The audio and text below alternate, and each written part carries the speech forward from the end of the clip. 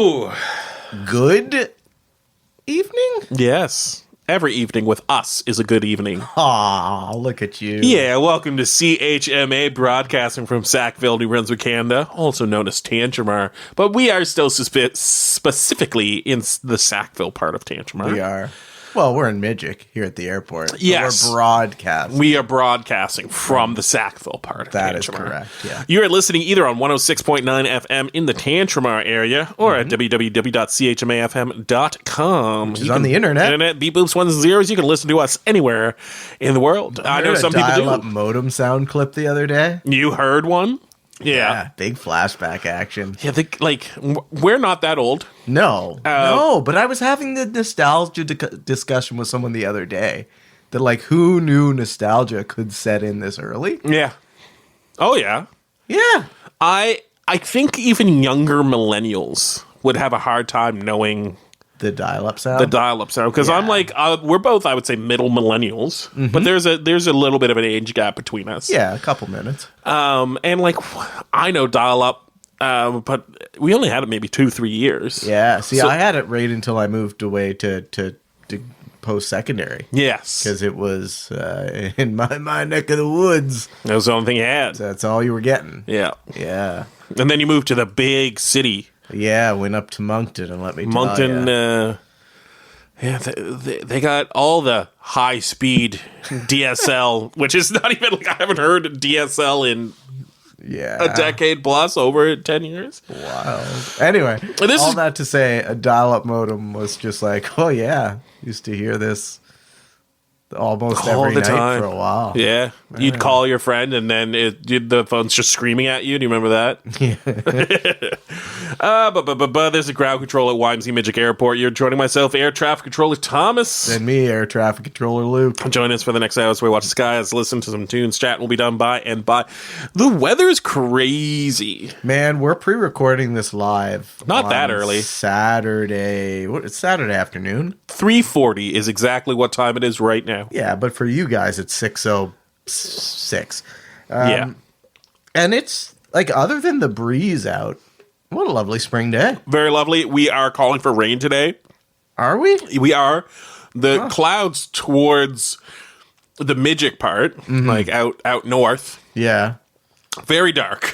Yeah. I don't know if you've taken a look in our northerly direction right now, but we got some dark clouds coming over. We could leave the break room here at the airport and go look at the radar screen, but that could be discouraging. And they don't want to know the weather now. They want to know the weather in the future. Yeah, so what's it going to be this week? In the past, like if you went back in time and told someone that we'll have quasi-accurate weather predictions, because my understanding is this only really became a thing during the World Wars. Yes. What a mind trip that must have been. Yeah. Before it was just people predicting the weather like I'm about to predict the weather and just be like something seasonal. Last year it was kind of like this. Maybe it'll be similar. It also could still snow. Could. But it's more likely to rain. It is. And it could just be sunny and nice. The sump pump here at the airport, it's been a pumping. and I don't think it stopped. It's pump it up. The ground is wet. Yeah. What are our farmers saying? Have you heard any farmer? You get a lot more farmer talk. Yeah, than I do talk to the farmers here and around the airport, and sometimes at my side gig there. And, and you know what? Things were very dry, but due to the whole bunch of rain all at once. Yes, it remains to be seen whether that'll kind of soak in or if it'll just filter through or what it's going to do. The general consensus among the farmers is that we just hope to have a little more tempered year than last year.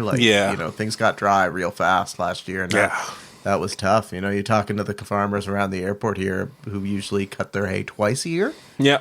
Last year, the first cut, very good. Second cut, some of them left it lying on the field. I was going to say, if I remember correctly, some people didn't do a second cut. And I don't know if you know this, the price of fuel at the moment quite high. Yeah, I've heard. I've seen. I've paid.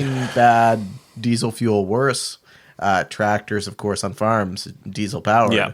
So it's kind of like an uneasy time where. Anyway, when you look at the price of protein at the store, if it is animal protein, and you wonder, why is this so high? It could be because we had a very dry year last year. Yeah. And there's quite a lot of uncertainty about the farmers about what's going to happen this year. So, obviously, we try not to be too political here, but you're obviously talking about the Strait of Hormuz and the current war of Iran going on between the United States, Israel, and Iran. What I say all that because you brought up diesel fuel, and you know way more about diesel fuel than I do. Mm-hmm. So diesel fuel is similar to the fuel we put in our cars, but it's a less refined product, actually. It's less refined. It is, yeah.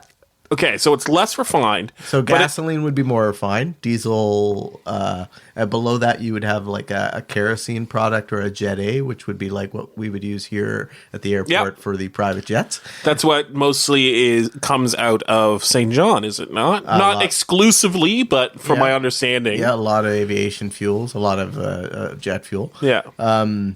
And then below that, you would have diesel and home heating oil, which is aren't they the exact same? Very, very similar product. Sometimes your home heating will be it may or may not have a little more sulfur content. Okay, and it may or may not have some different additives for like low friction that you would use in the diesel side. Okay. And then you'd have the little sidebar on that where diesel is also sometimes dyed for particular applications. But interesting. It doesn't really affect performance. No, but our farmers, so say you had a tractor and it lived exclusively on your large farm and never saw the road, you could use what's called in the farmer parlance dyed diesel. Okay. And that diesel is, it costs less because it has no road tax applied to it. Interesting, because it's never going to be on the road. No, but and this may shock you to find out, some farmers in the past have been pulled over on the road or at the scales on the highway. Say they're moving cattle, and they can check the fuel in your tank. Yes. And the thing with dyed fuel is it leaves residue for quite a while. So if you have your tank dipped, where they put a white strip in or something, to check, and your road going vehicle has a dyed diesel in it, you are going to have a bad day. Is that right? Like a really bad day or just a regular bad day? I don't even know the extent of the bad day of the fines that not come good with it, but it is. It is real. I did not know this. Yeah. Now, and I talk about the Strait of Hormuz because I learned that urea, which is a urine product, is an additive for diesel. It's true, yes. And something like 20, diesel 25 exhaust fluid in particular, or a DEF if perfect. You're in the industry, which we are, of course. So I know all this, but like 25% of the world's urea also goes through the Strait of Hormuz, which is, I think, is that why diesel more so than regular gasoline? Well, urea isn't used in diesel. It's used in conjunction with diesel. Okay. So if you stop at a truck stop, you'll sometimes see a DEF pump, or you'll... the easiest place you may see it now is if, I say, I'm air quoting modern, but, a transport truck made within the last 10 years, if it goes by you on the highway and you look at the big shiny fuel tanks on the side. Oh, yeah. They'll often have one that will have a green tank for the diesel. Yeah. Or a green cap, excuse me. And the other will have a blue. There'll be a second tank, and that is exclusively to hold the DEF product. Interesting. Yeah. Okay. And what's really tricky about that is it's not a product that stockpiles particularly well. It has a... Diesel or urea? Urea. Yeah. Diesel exhaust fluid has a pretty limited shelf life. That's not good when I'm hearing 25% of the world's urea is coming through a single diesel and refined fuels are pretty shelf stable for, I'm not going to say forever, but for a long time. Yeah. Many years, probably double-digit years. Sure. Whereas diesel exhaust fluid in particular, you're talking a year. Yeah. Maybe a little more from production, but not much. So this time next year, we might be having a conversation more and more about urea. Yeah, and there are ways to make modern equipment run without it. Now, obviously, there's quite an increase in carbon production. That's do not that. great. You are producing more pollutants. Yeah. Would it come to the point where that is so hard to get that the government would be willing to look the other way on the people who have existed in the industry who will show up to your farm tractor and remove the emissions equipment? Yeah. Because it is complex. It's expensive to repair. It's an added system on an already complex vehicle. So it could, I mean, not that we would ever want it to come to that, but it raised some pretty interesting questions for farmers that, as we have said, already have a lot on their plate at the moment. And it's funny. We're getting super political. I don't even mind it right now.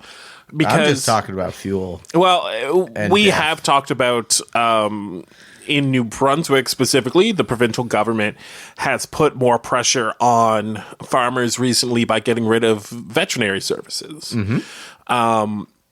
So I am not enthused to hear that we may be putting even more pressure on the farmers here in New Brunswick. Not intentionally, but just because of the socioeconomic realities of the entire world. I'm wondering, though, because we have seen, and this is why I'm saying I'm getting too political, but we have seen Mark Carney roll back some of the former Liberal governments, Justin Trudeau's government's carbon tax plans, specifically on residential, not commercial. I'm wondering if that's an indication that if push comes to shove, that the Carney government federally would be more willing to be lax on environmental restrictions, especially if it means lessening the burden on farmers across the country. This is as political as I'll get here on the show, but I think it's always that balance between economic development and environmental protectionism, right? I mean, we know as a rule what science says is good for the environment, but we also know if we don't allow people to make money and sustain themselves and let farmers do their things so we can have affordable food, then it's kind of that whole pay now, pay later balance. And politically, I think the incentive is always there to pay later. Yes. So this has been a enlightening conversation for me. I hope it has been for you as well. Insider baseball with fuel. Yeah, it's not really how I intended to start the show. This is a weather conversation. We haven't even got to our songs yet. The weather's going to be real. The weather will happen, as will whatever's going to happen with farming. We got a couple songs. You have actually a little bit of a stack here today. What do you got for us now? I got all kinds of stuff this week and I wish I could say it was like, you know how some people put in like work and they put like curate a playlist? Like, remember mixtapes? Yes, I do remember mixtapes. And some people like could put songs on a mixtape, but other people actually like put them in an order to take you on like a little adventure. Yeah. I did the thing where I just put them on the mixtape. Yeah, I usually did that too, to be honest. So that's what we're dealing with this week. But you know what? I think what we'll start off with like a $1.65 tune because air traffic controller Dustin and I were on a little mini road trip the other day, and he's fairly well versed musically. Yes, he is. He knows a lot of music. And I mentioned $1.65 casually. He was like, "Who? I'm sorry." What? And so I gave him the little crash course on the road.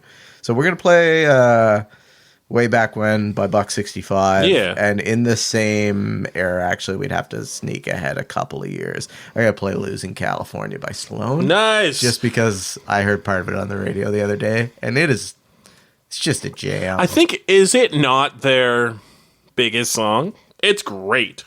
I don't know if it was their biggest. It could very well be. Either way, like we've discussed that on here before.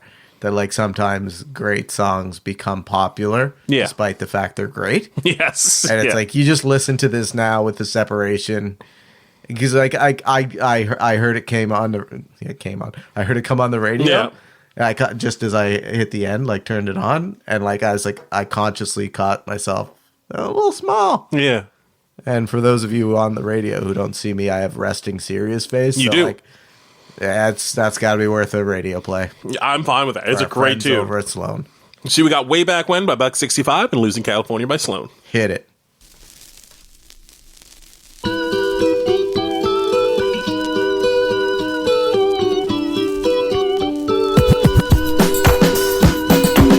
Days golden, covering the bases. Back when we used to punch each other in the faces. Under my skin, try on the ion, see how it feels. Let bygones be bygones, path of the obscure. Script of the well-known, that's when we didn't know shit from the elbow. Underground meant something low water apocalypse. Cats stuck in trees, robots and rocket ships. Way back when, solid gold, that song on the radio's nice. Way back when, solid gold, that song on the radio's nice. Way back when, solid gold, that song on the radio's nice. Way back when, solid gold, that song on the radio's nice. Hooks for hands, trash in a can, cash in a plan, flash in the pan. Baseball, baseball, making the catches, tearing the roof off, playing with matches, bumped and bruised.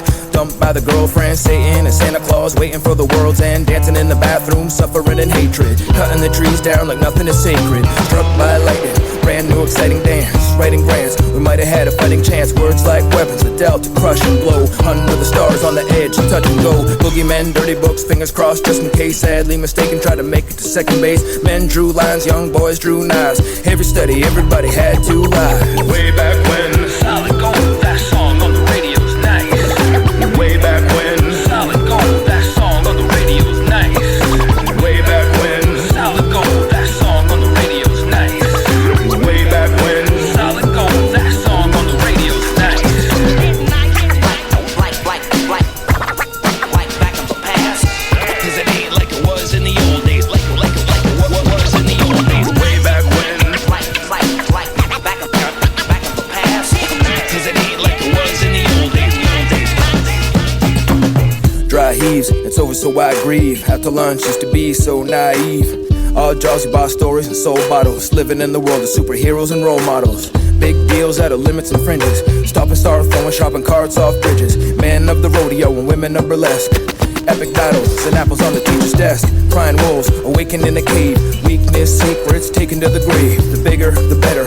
Unfair and so drastic. Things made of wood, long days and no plastic. Floozies weighed a ton. 45th, 33rd, limits untested. First kisses and dirty words. Devils in the details, God saw everybody. Bad joke like ha ha, very funny. Way back when, solid gold, that song on the radio's nice. Way back when, solid gold, that song on the radio's nice. Way back when, solid gold, that song on the radio's nice. Way back when, solid gold, that song on the radio's nice. Way back when, 'cause it ain't like it was in the old days. It's in the old days. Like back in the past. Way back when, 'cause it ain't like it was way back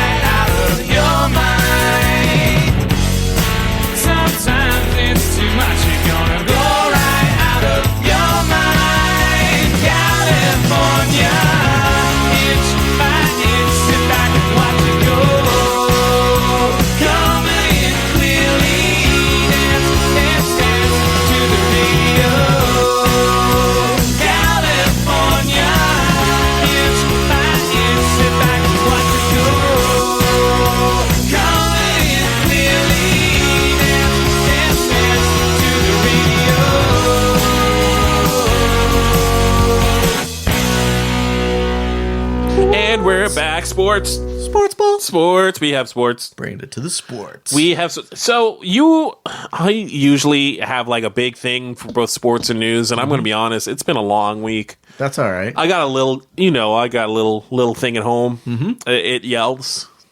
It screams. It hugs. Aww. Yeah, it's really cute. I love it. But it takes time and effort. Yeah. So sometimes I have less time for news than I used to. Hey, plywood boat racing is starting soon. Well, that's what I was going to say. We'll get to you're going to talk about plywood boat racing in a second. I just want to circle back on a couple things we've been talking about the last few weeks. Mm-hmm. The Toronto Raptors are out of the playoffs. The basketball team. The basketball team. Okay. Last week we were talking about going into Game 6 and Game 7 of their series with the Cleveland Cavaliers. Mm-hmm. I had a decent amount of hope that they would win. It went to a Game 7, which is the final game. Okay. A lot of people thought we were going to get swept. Yeah, I remember you saying that. Yes. So, like, the fact we wrote it out to 7? Incredible. Really is. Okay. The team, again, we still have a very young team. They showed a lot of heart. People online, not What's the pundits. the difference between heart and grit? The difference between heart and grit? Yeah. I think the heart is how fast you play, and the grit is how willing you are not to do the dirty plays, but to do the hard plays. Yeah, like jump for a ball going out of bounds if you can save it. Jump for the ball on the floor. I love that kind of stuff. Yeah, so that's grit, where heart is just like literally like you're on the floor for basketball, it would be 48 minutes. So you do want players with heart and grit. Yeah. But yeah, and we do have some play like Scotty Barnes in the media. I've been talking about how great Scotty Barnes is for years. The media has finally, in this playoff series, kind of figured it out. They were listening to you. Well, they were listening to me. He's gone from not really being a thought to being probably a top 20 player in the league, if not even higher. We had a few issues. One of our top scorer, Brandon Ingram, he went out with Nephew of science journalist Jay Ingram. Of course. He went out with a heel injury, and a lot of fans were mad, being like, this guy just doesn't want a ball. This guy's soft. He had heels. Have you ever had a foot injury, though? I have. Yeah, it's bad. not the kind of thing I think you'd fake, because No. I had a minor tear once. I can't even remember what it's called. Yeah. The muscle in the arch of your foot. Yeah, that sucks. And the healing time was like a year plus. Yep.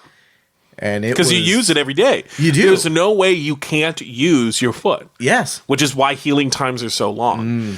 And unfortunately, he's had, I won't say foot, he's had an Achilles tendon tear already, which is rough, especially for an athlete, for an athlete who relies on athleticism.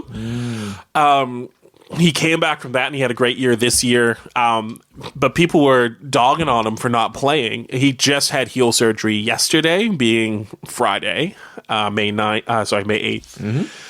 Which wasn't announced. It was announced after it was successful. So a lot of fans started walking back what they were taking about him not being out, not being on the floor, not playing hard, because he had to have heel surgery. So I'm hoping he's back at the beginning of the year. Yeah. He might not be. Have we discussed it on air? Like, I mean, just listen, I don't idealize or envy anyone who's going through that type of thing. But Totally. I know we've discussed it personally, how nice it must be to have a dedicated, like, physio and healing a whole team. Yeah. It would be nice. Whew. I genuinely wish every single one of us had that. Can you imagine how good we'd be as humans? Oh, man. There's Maybe a lot not of things. any better, but Yeah, that's true. We might be because we'd still have to do the work, but worse. Yeah. So that's what we're looking at for Toronto Raptors. There are people talking about, RJ Barrett, who's I've been a big fan of since he was with the New York Knicks. Boo the Knicks. But he's Canadian. Okay. Born just outside of Toronto. Last year, the year before that, we traded for RJ Barrett. He had an incredible playoff series.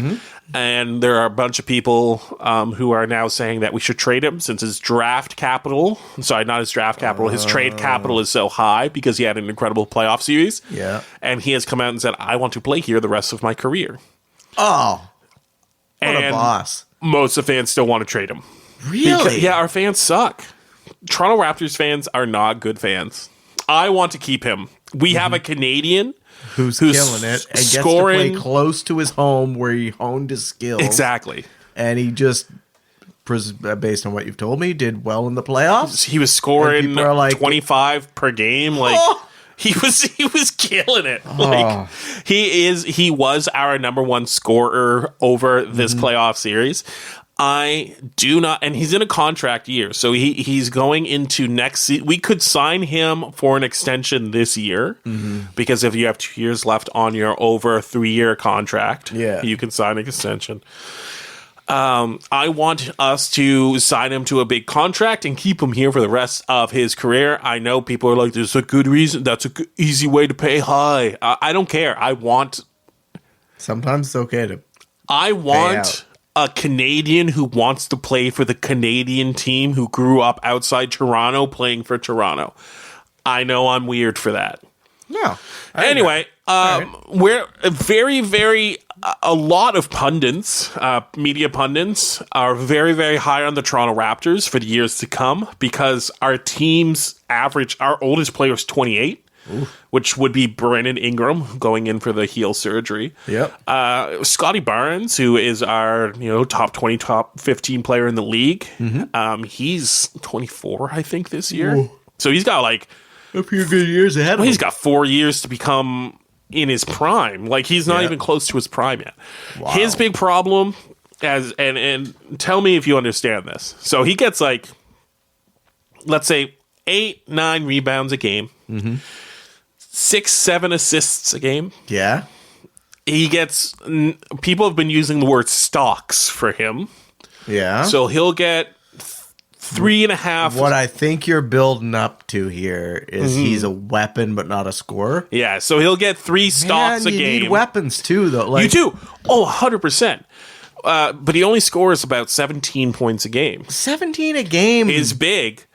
But if you want to be a playoff caliber team, you need someone scoring 25 plus a game. And that's not Scotty Barnes. It's not going to be Scotty Barnes. No, but that... yeah. I'm saying we need to keep Scotty Barnes. He needs to be our number one guy. We need to pay him the money. We need to keep him here. But we need to either draft or trade for someone who can score 25 plus a game. Yeah. And then we're going to be in the conversation. Let him be the grit and get a heart scorer. Exactly. Look at that throwback. You're killing it. So that's what we're looking at for the Toronto Raptors going in the next year. Toronto Tempo are just had their preseason. I believe they lost both games of the preseason, if I remember correctly, but that's fine. They're a brand new team. I heard the WNBA is going to... Didn't they not just announce a new venue? A new city?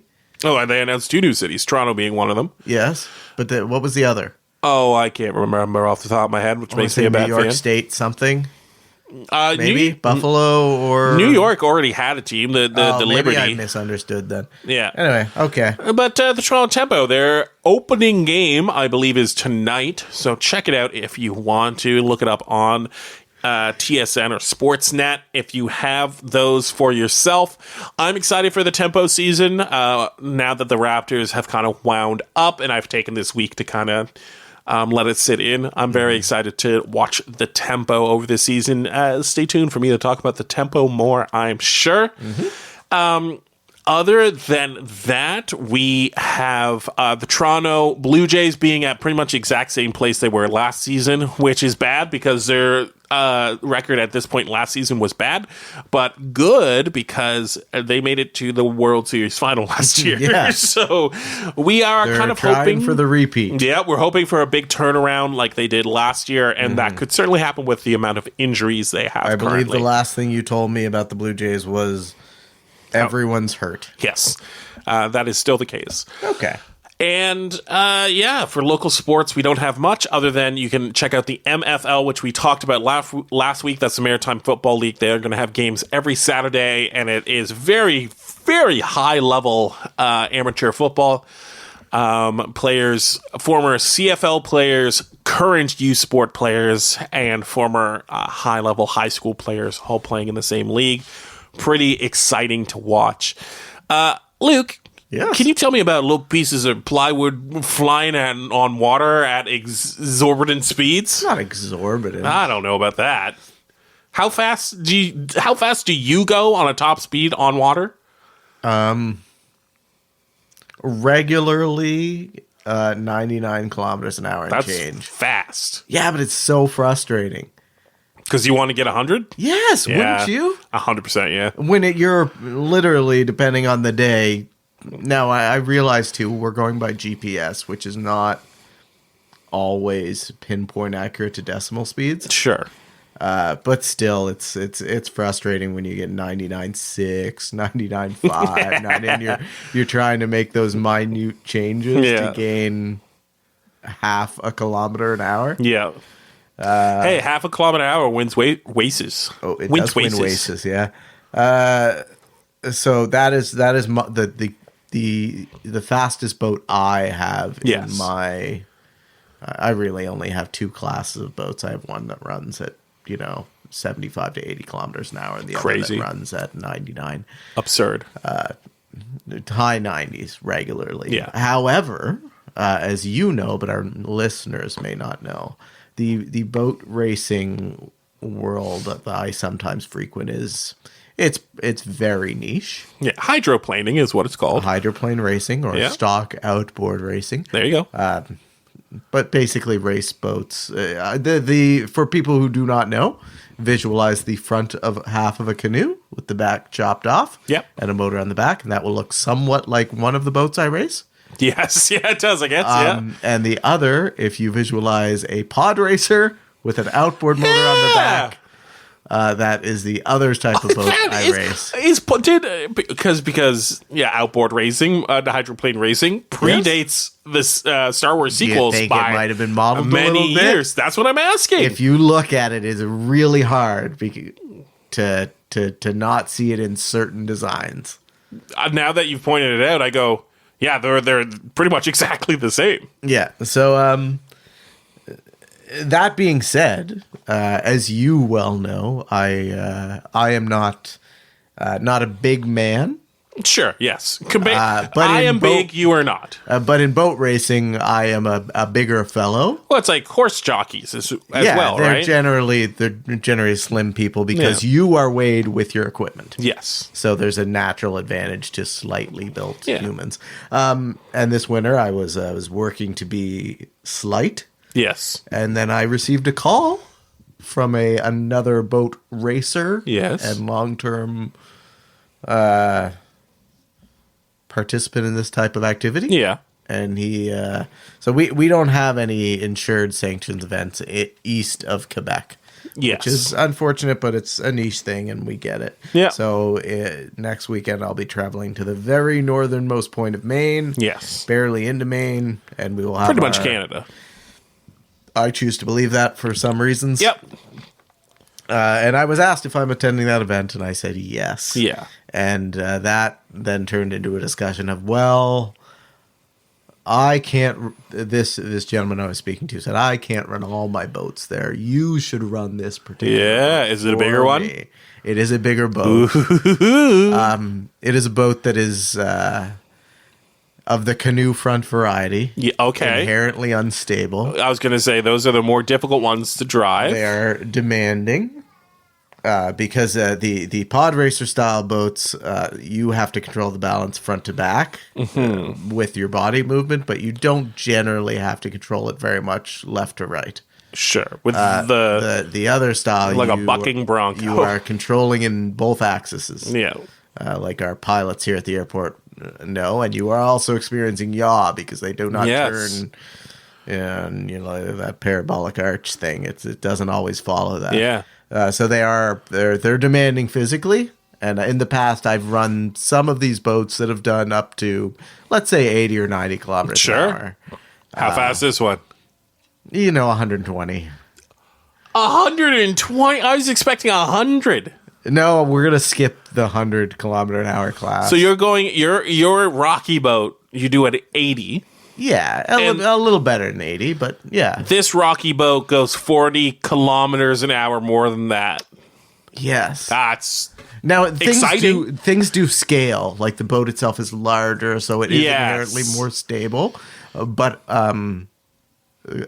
harkening back to our conversation 2 minutes ago, I don't scale. Yes, so you are the are same still size. responsible for maneuvering this. at a diminutive size. Yeah, and it's going to be really interesting. I've talked to people who've run these before, and they have said, you really, because of the added stability, you don't notice the added speed. Like the dynamics are very similar, so you just have to jump over the mental barrier of saying your reaction time. Like if you would, before you needed to turn into this corner 50 meters before. Now you have to start the turn 75 meters before because you are approaching it Faster. Yeah. Physics. Physics are strange. Water is very strange. Water is very strange. I was listening. Go for it. I was going to say, I was quite hesitant to do it because I have exited a boat at Yes, you have. speed before. And tell me, now, you have told me before that, and I've heard this, and I'm sure many listeners have heard, like, hitting the water at X amount of speed is the same as hitting concrete. And you've told me that's not true. That's not exactly true because concrete is abrasive, or like asphalt's abrasive, or even dirt's abrasive. Water is not abrasive when you hit it, but it is very hard at speed. So in my smaller boat, if you fall out at 80 kilometers an hour, you hit and you fall into the water. Yeah. You're jumping off a diving board. Sure. And you can hit it wrong and it can hurt. Yes. However, it is a liquid. Yeah. You're hitting water. Yeah. When you get 40 kilometers faster? an hour, 100 kilometers an hour, and you hit water, you do bounce once or twice. Like a stone. Maybe. How many bounces are you getting at 120? Let's hope 1 or 2. Yeah. You scrub off speed pretty quickly. A human without means of propulsion is not Yes. particularly aerodynamic. That's good. It is very good. However, it's not something you just like put off to the side and don't think about, right? Certainly, yeah. It's and it really makes you question, it's like this maybe safer options are out there. For sports? Yeah, probably. Yeah, like golf. Like you're not gonna. You might tear your shoulder, Yes. but you're not gonna be skipping along the pond at 120 like a stone. Yeah. So I guess the closer for me in this instance was that my 99 kilometer an hour boat is a boat that was made in the 80s by a very, very accomplished boat builder. Mm-hmm. And that is why a friend of mine put many, many hours of work into revitalizing this boat. And it is not, it doesn't have the dynamics of a new boat. A lot has happened in 20 some years in development and they build better boats. Yeah.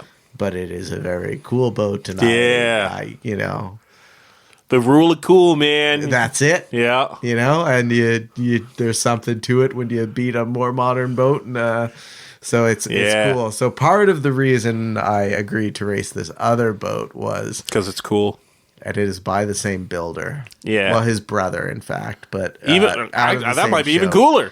So it's it's like, well, when you're it's like any niche thing, right? When you're known in a genre, it's like, well, you've been able to do it with this. Let's use the next level. Let's see what develops. Yeah, let's see what this kid can do with this. Anyway, Plywood Boat Racing starts next weekend. That's exciting. Lincoln, Maine. So 2 weeks. The show 2 weeks from now, not next week. 2 weeks from now, we'll recap. Yeah, I'm excited. I'm here on crutches, you can inform our listeners. Oh, I will. Hey, we got a couple more tunes. You got a couple more tunes in the stack? Man, as I said, it was just packing tunes in this week. I did manage last week to sneak out and catch some live music at Tucky's. Yeah. Of course, the weekend before was Sal, CA, and Sonny at That's right, at Greenslates. And those boys... They can play. Man, We played him on the show last week. We did, and I think I spoke about the musicianship and the just handing back and forth of instruments and the wildness that is. And the tenor guitar they were playing. Tenor banjo. Tenor banjo? Sorry, not tenor guitar, tenor banjo. I don't know nothing about music. Yeah, you were there. I wasn't. But I was able to catch most of the set the other evening of Nicholas Campbell when he came through. Yes, you mentioned. Rockabilly style, which I do enjoy. A lot of Southern guitar rock influence there. I'm fine with that. Just, incredible chops on a guitar. Yeah, I'm a big fan. And the gentleman's he was playing with. Also, okay. You like a good bassist. I do like a good bassist. Playing some good bass. I like On Time. And I like On Time more than I like Flashy. And you would have really appreciated this bassist because On Time and Flashy? Well, a couple solos to show skills. Interesting, yeah. But mostly just showing that very on time. Yeah, this is where the 1 is. This is where 3 is. Yeah. You need to know where these are. So we're gonna play Hot Rod Daddy by Nicholas Campbell. Nice. That's a great song name. And did you have something you want to throw in, or are we gonna throw in another Sal throwback song? Oh, we can do Sal. All right, let's throw in a Sal song for him when we're done here. We'll put in "Woman in the Water." That's off his new album. That's a great cut. And when they did it live, gosh. It delivers. So we got Nicholas Cable with Hot Rod Daddy and Sal with Woman in the Water. Hit it. Well, I'm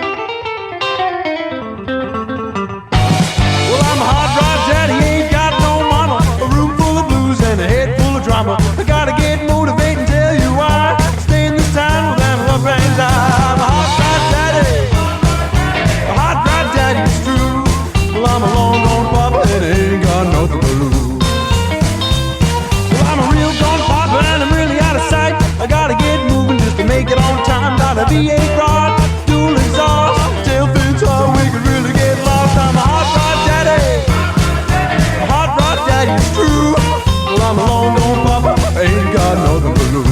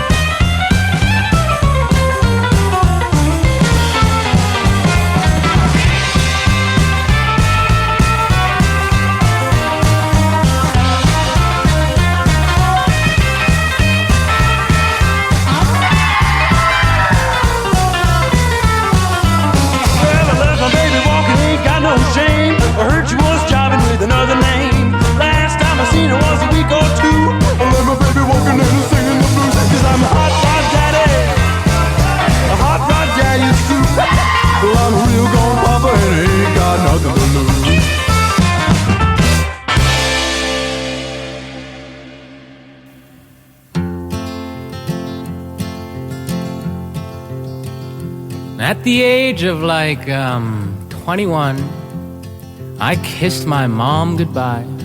When I shook my father's hand, I swear there was a tear in his eye. I drove my motorcycle, I rode it hard and fast. 22 days later, I was in the north at last.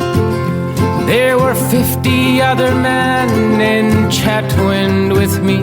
We were busting our asses in the pulp factory. 50 other men all toiling in despair, with no ale, wine, or whiskey, or lady so fair.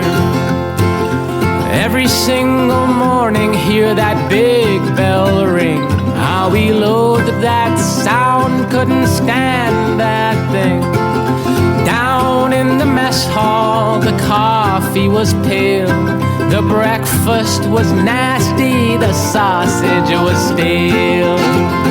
There were 50 other men in Chetwynd with me. We were busting our asses in the pulp factory. 50 other men all toiling in despair, with no ale, wine, or whiskey, or lady so fair. Deep in December, a man came to speak. He said, we're shutting this bitch down by the end of the week. Right before my eyes, the axe had fell. Well, that was it for me. I said, I'll see you boys in hell. Down in Vancouver, there were women to be met. There was a whiskey to be had, but I hadn't had it yet. Bound for Vancouver, I would be there in a bit. Life was bearing down, I could feel the weight of it.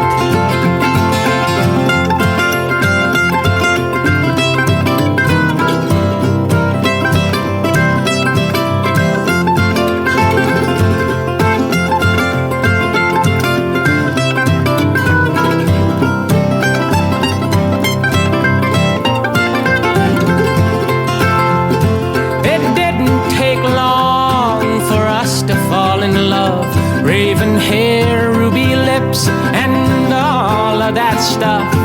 I lived with her somewhere outside of East Van. She saw my inner child, and she loved the outer man. Down in Vancouver, there were women to be met. There was whiskey to be had, but I hadn't had it yet. Bound for Vancouver, I would be there in a bit. Life was bearing down, I could feel the weight of it.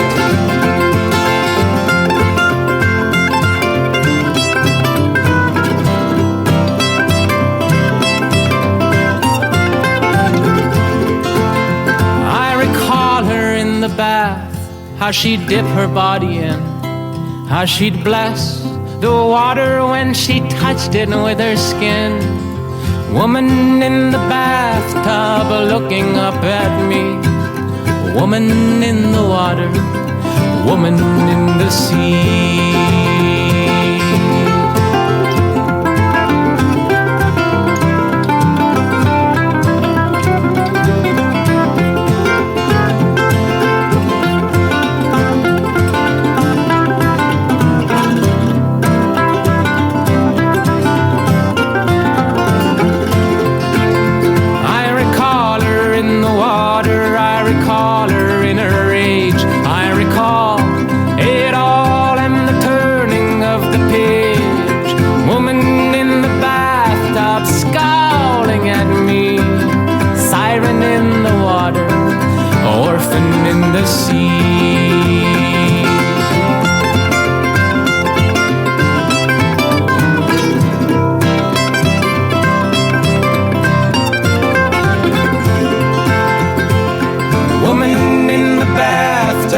Looking up at me, woman in the water, woman in the sea, woman in the bathtub looking down at me, siren in the water, orphan in the sea.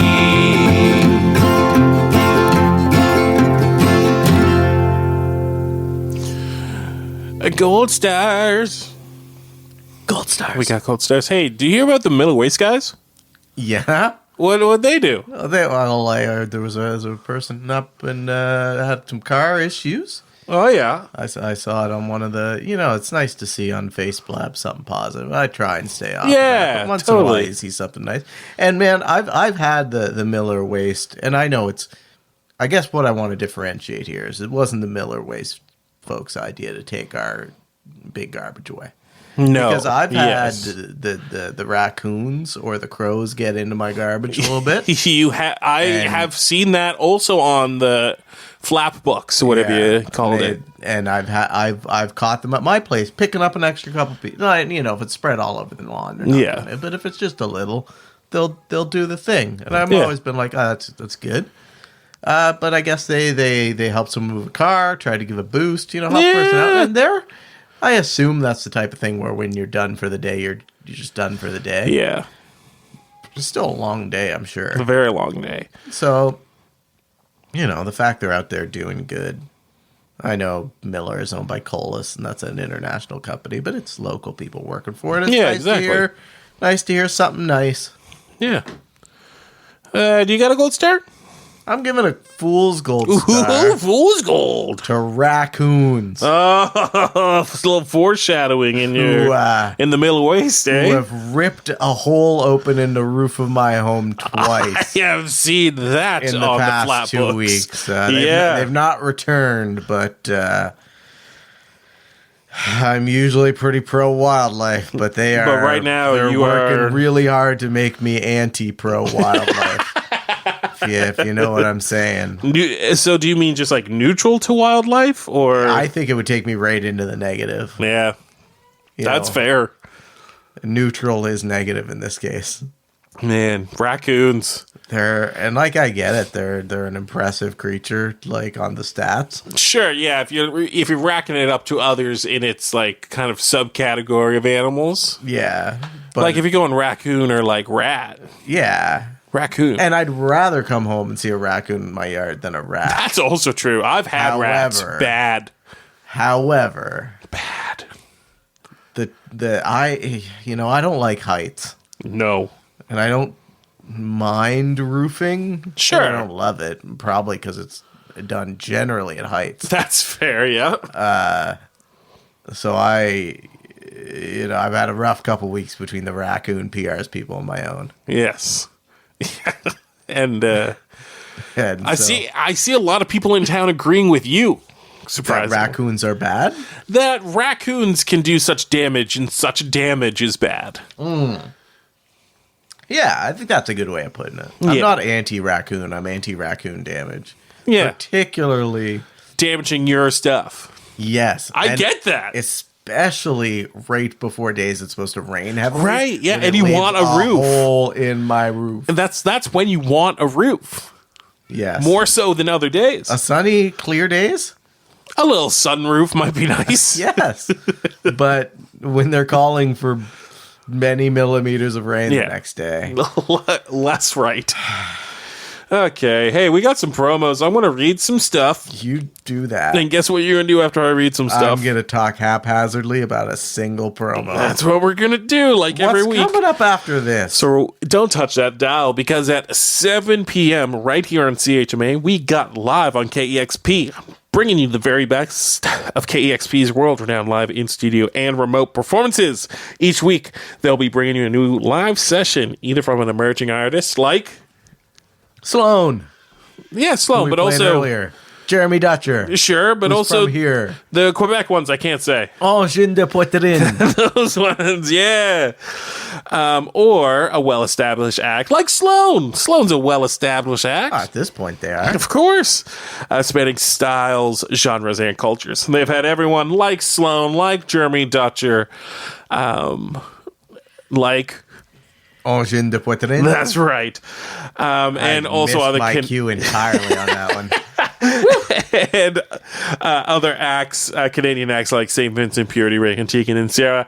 Full video of all live on KEXP performances are available. Video of the radio now? They have video on the radio. What a time to be alive. We have said we could do this before, and you have said no. Yeah, I don't want to be on video. I don't really either. I don't know why I had that idea. Jeremy Dutcher, we did say, right? Yeah. Awesome. All performances are available at youtube.com/KEXP. Right after that, Sundays at 8 p.m. right here on CHMA. Don't touch that dial. We got Will Gallant. With What's in My Sack. That's right. Join Will and his friends to take a deep dive into his collection of vinyl from new to old, from old to new, from the known to the unknown. Come and discover some new tunes with What's in My Sackville. After that, listen to The Night Shift with Luca Capone. You never know what you're going to get with Luca Capone. You never know what you're going to get with Luca Capone. Fervently supporting diverse, adventurous artists and musical genres. From psychedelic jazz to experimental hip-hop, from Tropicalia to music concrete, which I actually kind of heard the other day. Some music concrete? I did. I'm sorry. What is... So it's like... music turning, from my understanding, briefly listening to it, it's turning found sound samples into songs. Oh. So, like, you know, you can... work? Kind of, yeah, but, like, sampling, like, let's say, like, a bottle crushing, like a... And then taking that and pitch shifting it a whole bunch of times. So not necessarily using the sound as harvested? Yeah, as recorded, yeah. Pitch shifting or using different effects on that particular analog sound. You look like a pitch shifter. Yeah, I do. Thanks, man. You're welcome. To make some music. So if that's sort of your thing, you can listen to that with What's My Sackville with Will Gallant. Actually, no, you could listen to that with Luca Capone. You know what? Will Gallant might have it as well. He may. Who knows? But The Night Shift with Luca Capone, Sunday nights, 9 p.m. on CHMA. That's it. Hey, we're going to have a couple of tunes after this, but I'm going to say thank you for listening. Thank you to CHMA for hosting us. And for broadcasting us. You can check them out at chmafm.com and CHMAFM on all the socials. You can snail mail us. I'm looking for that postcard. We haven't got one yet, isn't that? Even one. But we do get emails sometimes. Yeah, we do. Isn't that crazy?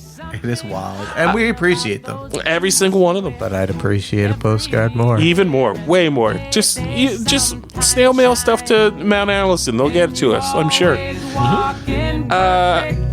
Finally, if you missed an episode, you can catch us anywhere you get your podcasts, like Deezer. Yep. Signing off. Have a great evening, folks. There's something good about the things we would and the things we could and the lilt you spoke sometimes. And it's wonderful that the things I said could fill your head. You're sometimes in my mind, and you always talk in perfect rhyme. You're